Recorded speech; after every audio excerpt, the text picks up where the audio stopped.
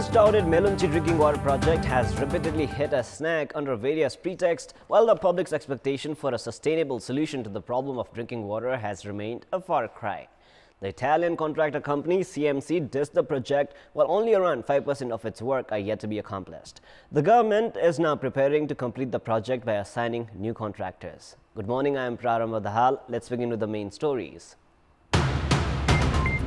At least 3 people killed in separate explosions in Kathmandu. Police claim the banned Nepal Communist Party responsible for the explosions.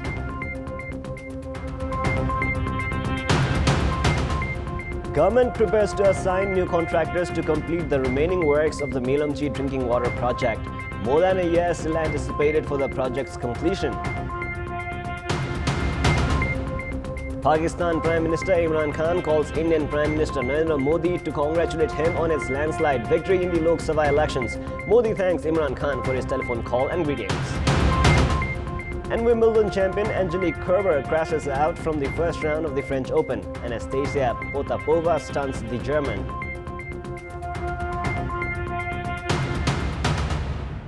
At least 3 people were killed in 2 separate explosions in Kathmandu around the same time yesterday afternoon. One person was killed in a house in Ghattikulo near Singhadarbar when the improvised explosive device he was trying to build went off at around 4:30 yesterday afternoon. Another person was also injured in the explosion. The identity of the person killed in the incident remains to be identified. The explosion took place at the ground floor of Lokmanjari Kharke's house in Ghattikulo. The person injured in the explosion has been identified as Ravin Casey, who is undergoing treatment at Abir Hospital. According to the police, Casey is a leader of banned Nepal Communist Party student organization. Meanwhile, 2 people were killed and 5 others were injured in an explosion at a hair salon in the capital Sukhedara yesterday afternoon. Teams of Nepal Police, Nepal Army and Armed Police Force were deployed at the explosion sites. Likewise, 2 people were injured at Thankot in Kathmandu when the bomb they were carrying went off. The police have claimed that the banned Nepal Communist Party was responsible for the explosions. Meanwhile, the police have arrested 7 cadres of the banned Nepal Communist Party at Kathmandu's Narefat near Koteshwar yesterday evening. The police have intensified security in Kathmandu Valley after the explosions. More investigations are underway regarding the incidents. Now, moving on, the government is set to assign the remaining works of the much-touted Melamchi drinking water project to new contractors. The project's development committee has been waiting for the government's decision for the past 5 months since the previous contractor CMC dissed the project, citing various irregularities and delay in payment. According to the committee, the project's works would now be carried out under 2 different packages. The final preparation is currently underway to accomplish the construction of the project's tunnel and headworks by 2 different contractors. Although the project's remaining works are to be carried out by Nepalese entrepreneurs themselves, it would still take more than a year for the project's completion, with the estimated cost of 3 billion rupees. Likewise, there would be additional challenges to sort out the project's technical hitches, including the supply of water and fully functioning tunnelway. The government has formulated a code of conduct owing to annual increase in the number of individuals embarking for expedition of the world's highest peak, Mount Everest. However, a majority of climbers have still been breaching the code of conduct that was introduced some 2 decades ago. Many untoward incidents at the Everest region has recently increased due to failure of the Tourism Ministry in implementing the regulation.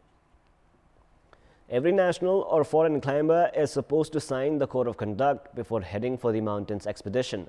But most of the provisions included in the document are hardly followed, leading to accumulation of waste products and increased pollution in the Mount Everest region. Some have been found to have conducted even disgraceful activities in the mountain region, which has spread negative message about the world's highest peak to the international community. Around 500 people climbed Mount Everest last year, and the number is expected to increase to 600 this time around. The royalty amount received by the government has also been increasing by the year with the increase in the number of climbers. However, the concerned authorities like the Department of Tourism and Mountain Expedition Association have so far failed to make any concrete efforts for the strict implementation of the code of conduct so as to keep the mountain area clean and free of unnecessary hassles. The government has aimed to welcome hundreds of thousands of foreign tourists in the year 2020 in a bid to observe the year as National Tourism Year. The Khumbu region is one of the country's popular tourist destinations.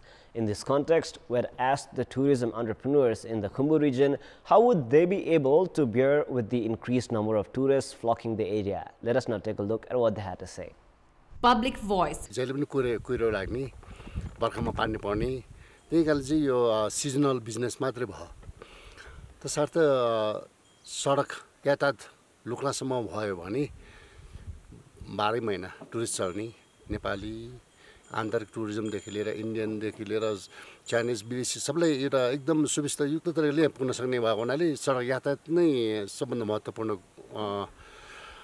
2020 मा धेरै हजार जना tourist भित्राउने भन्ने concept चाहिँ छ तर अब जस्तै लोबुचे गोरखसेपतिर पनि त्यहाँको आवासहरू त्यहाँको होटल व्यवसायहरूले चाहिँ त्यहाँको क्षमता धान्न सक्छ सक्दैन सरकारले त्यतातिर पनि ध्यान जानुपर्छ कि 2020 को टुरिज्म इयर चाहिँ काठमाडौँमा मात्र सीमित नरहिकन सगरमाथाको चाहिँ मुख्यद्वार नाम्चे बजारमा चाहिँ हामीले चाहिँ प्रचार प्रसारमा अलिक ध्यान दिएर चाहिँ अलिकति चाहिँ प्रचार प्रसार गर्न सकेको खण्डमा चाहिँ अलिकति बढ्ला जस्तो लाग्छ मलाई अर्को असरसम्ममा चाहिँ हाम्रो गाउँपालिकाको केन्द्रमा गाडीको बाटो आइपुग्छ र त्यहाँबाट चाहिँ हामीले चाहिँ विदेशी पर्यटक भन्दा पनि हाम्रो आन्तरिक पर्यटक बढी हुने चाहिँ हामीले आशा लिएको छौँ हाम्रो सरकारले त 10 लाख भन्नुभएको छ तर हामी यो क्षेत्रलाई 1 लाखसम्म चाहिँ हाम्रो धान्ने क्षमता छ र यसको लागि चाहिँ हामीले सबभन्दा पहिला हाम्रो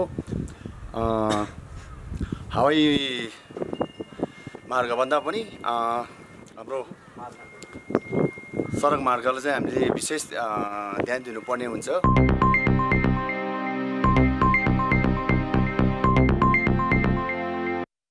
It is now time for our segment Public Pulse, where you text us with your opinion. Public Pulse. The question is, what is your say on holding a national cricket tournament on a ground that has not been completely prepared? Your options are A. National Sports Council's helplessness, B. Negligence in the sport, and C. Result of Cricket Association of Nepal being suspended. The voting is on. You can type NEWS, select your option A, B or C, and then send it to 34001 to share your opinion with us. With this, let us move on to the sports news. Sports news. Tribhuvan Army Club registered their second consecutive win at the Prime Minister's Cup One-Day Cricket Tournament, thrashing Province 1 by a huge margin of 113 runs. In the match played yesterday, Tribhuvan Army Club elected to bat first after winning the toss and were bowled out after posting a total of 204 runs in 45.3 overs. Rajesh Pulami top scored for the Army Club with 56 runs, while Hari Chauhan contributed 41 runs and skipper Binod Vandari added 30. Dipesh Kandel, who claimed 3 wickets, was the leading wicket taker for Province 1. Chasing a target of 205 runs for victory, Province 1 were bowled out for a meagre score of just 91 runs in 26.5 overs. Rajan Magar, who scored 26 runs, was the leading run scorer for Province 1. Mukunda Yadav also scored 18 runs, while Ravi Roy added 10. None of the other Province 1 batsmen were able to reach double figures. The first wicket fell when 20 runs were on the board, and after a batting collapse, Province 1 found themselves 7 wickets down when the score was 47. Susan Vari, who grabbed 3 wickets, was the pick of the Tribhuvan Army bowlers. Karan Casey also claimed 2 wickets, while Jitendra Mukhia, Hari Chauhan and Sahab Alam picked a wicket each to restrict Province 1 to 91 runs. It is now time for the special segment of The Beat.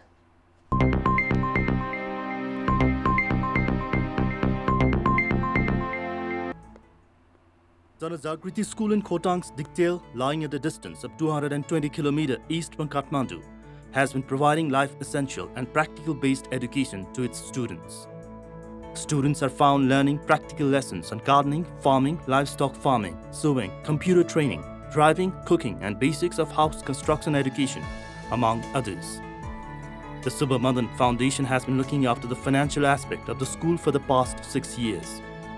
Students numbering to 200 from 52 different districts across the country have arrived at the Janajagriti School to avail themselves of the opportunity. The Foundation's effort in imparting life essential education is indeed commendable. At a time when concrete forests are the order of the day, the significance of parks designed for children to while the time has increased like never before. Keeping this in mind, a children's park has been built in Rupandehi Sankar Nagar's Pant Vihar and Research Center at a cost of 10 million rupees. The park has been drawing a large number of children and others who engage themselves in various activities including a joyride and a battery-operated rail. The visitors can also engage in various other activities as the park boasts of 25 different species of birds and animals. There are also designated spaces for celebrations such as picnics and wedding ceremonies.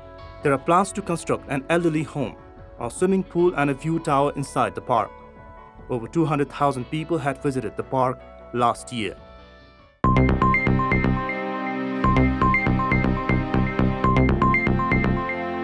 That is all for the moment. Our next English bulletin will air at 11 a.m. Keep watching Kantipur Television SD for more news and entertainment. Thank you for watching. Have a beautiful day ahead.